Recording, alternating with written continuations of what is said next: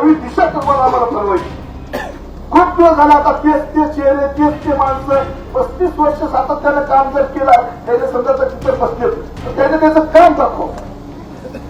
समाजासाठी काय काम केलं ते दाखव.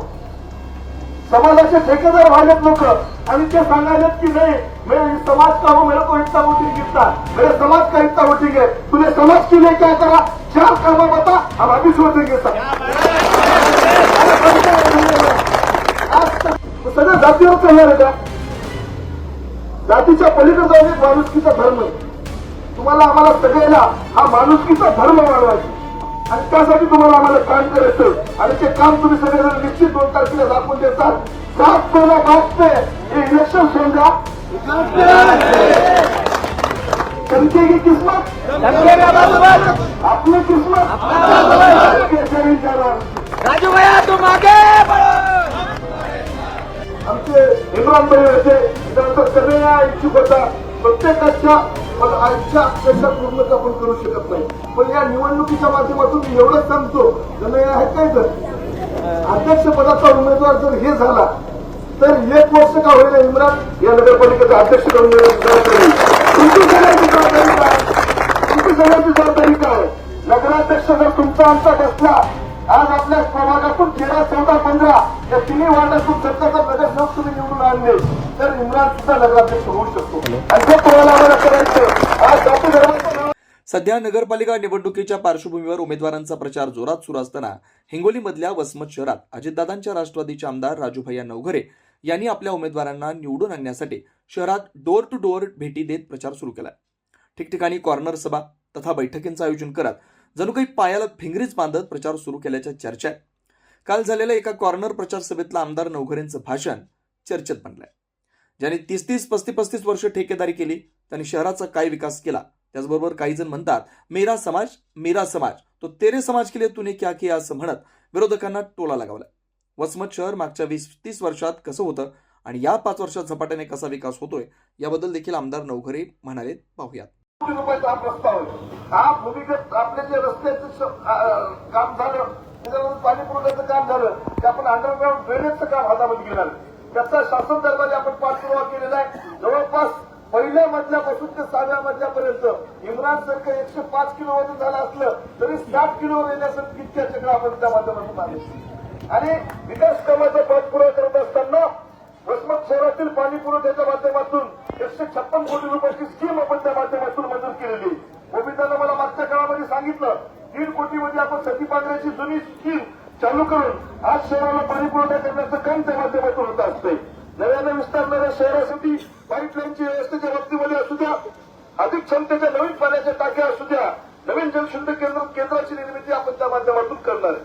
आता निवडणूक आली की आम्ही बघितलं की काय सोमच्या वेळी तुम्ही बघा हिंगोलीला आणि कळमनुरीला माझ्या एवढ्या सुरुवातीला काही जणांनी टीका टिप्पणी करण्याचा प्रयत्न केला पण आपली संस्कृती वेगळी. मी त्यांना म्हणलं की बाबा कोणावर तुम्ही टीका तुम्ही करत राहा मी करणार नाही. मी माझं व्हिजन लोकांसमोर दाखविणार मी माझं काम लोकांसमोर दाखविणार. आज तुम्ही बघत असाल व्यक्तिगत पातळीवर टीका निवडणुकीच्या माध्यमातून चालू आहे पण आपण त्या करण्यासाठी आपण निवडणूक लढविणार नाही. आपण निवडणूक ही वसमतच्या विकासासाठी करायची आहे.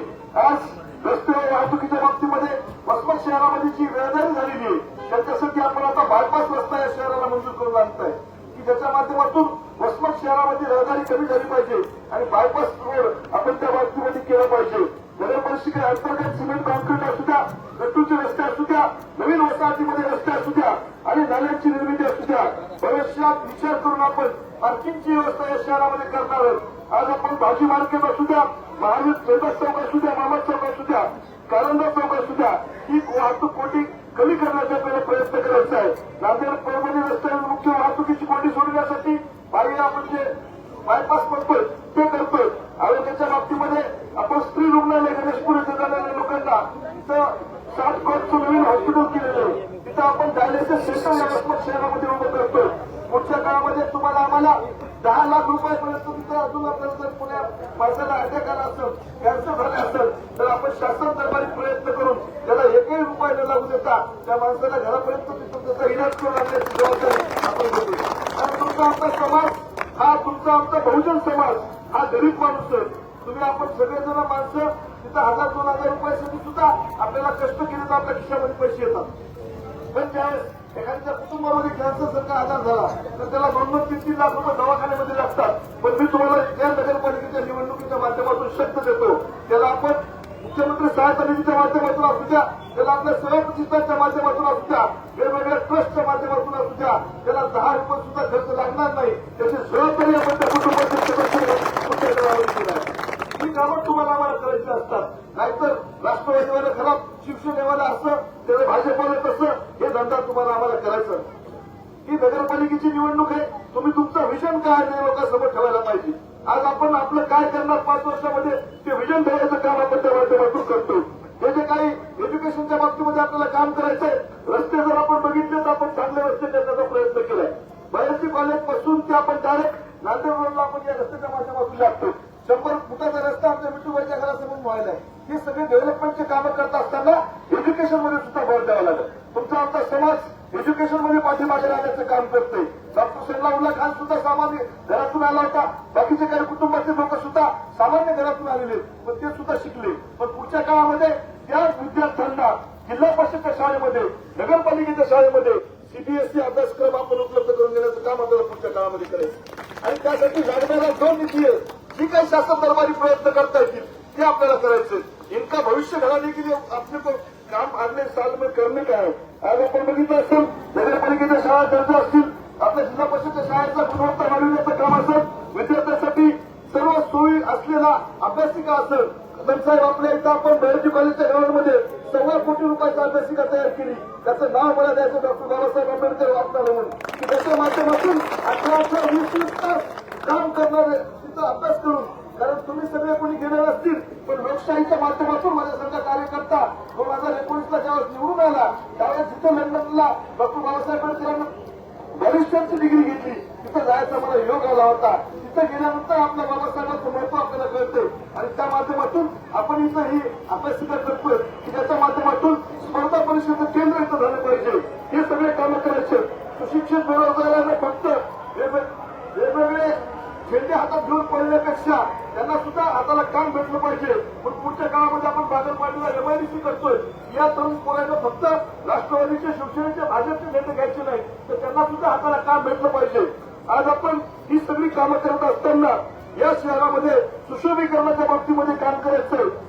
तलावाची निर्मिती असू द्या, बडा तलाव असू द्या, छोटा तलाव असू द्या, आपला सती पांगऱ्याचा तलाव असू द्या.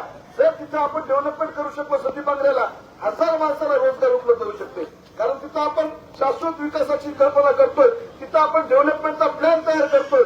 जवळपास 65 कोटी रुपये खर्च करून पुढच्या काळामध्ये आपल्याला सती पांगरा तलावामध्ये एक आपल्याला पर्यटन केंद्र उभारायचं.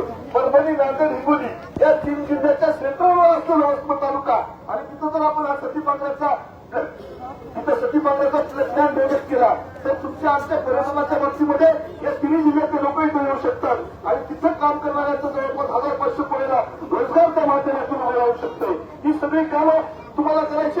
मी विरोधकाच्या बाबतीमध्ये एकच शब्द बोलणार नाही, मी कोणावर टीका करणार नाही. आज ज्या नेत्यांची नगरपालिकामध्ये 30-30 वर्षापासून सत्ता होती, त्यांचं काम बघा. आणि या 5 वर्षामध्ये नगरपालिका अस्तित्वात नसताना या वसमत शहरातील जी विकासाची कामं आपण आणली त्याची तुलना करण्याची खऱ्या अर्थानं आज आवश्यकता आहे. मी आता सांगितलं की कित्येक जणांनी तिथं सांगितलं की बाबा आपण तिथं आपल्याकडून एक सचिन दगडू आजच्या काळात त्यांनी आपलं काम केलं, ते नगराध्यक्षाच्या पदाला इच्छुक होते.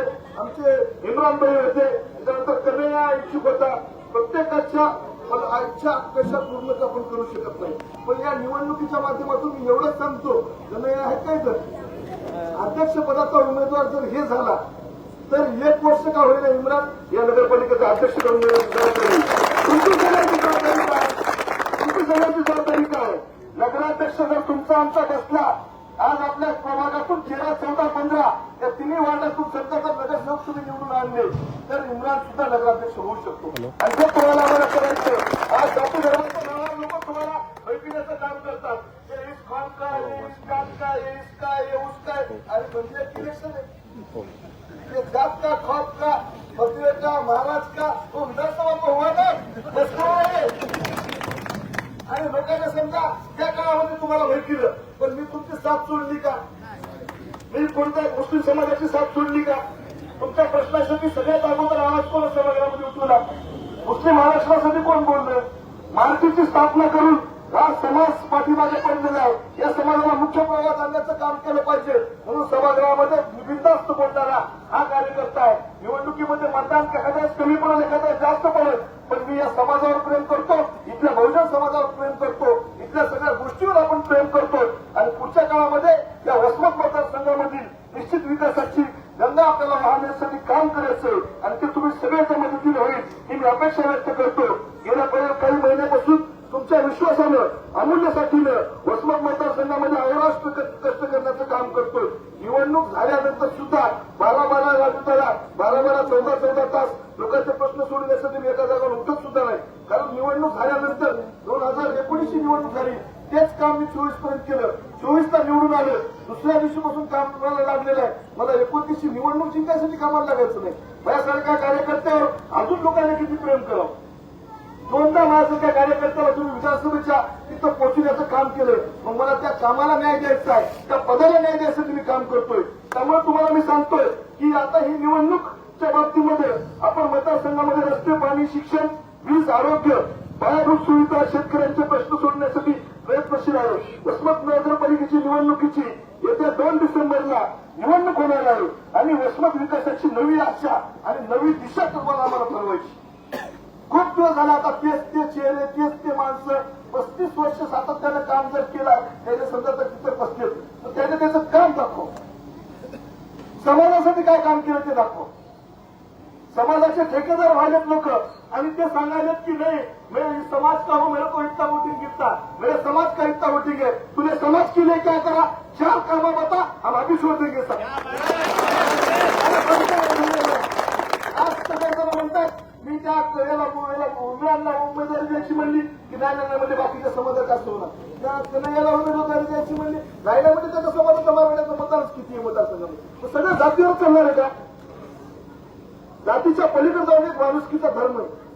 तुम्हाला आम्हाला सगळ्याला हा माणुसकीचा धर्म वाढवायचा आणि त्यासाठी तुम्हाला आम्हाला काम करायचं आणि ते काम तुम्ही सगळेजण निश्चित 2 तारखेला दाखवून देतात.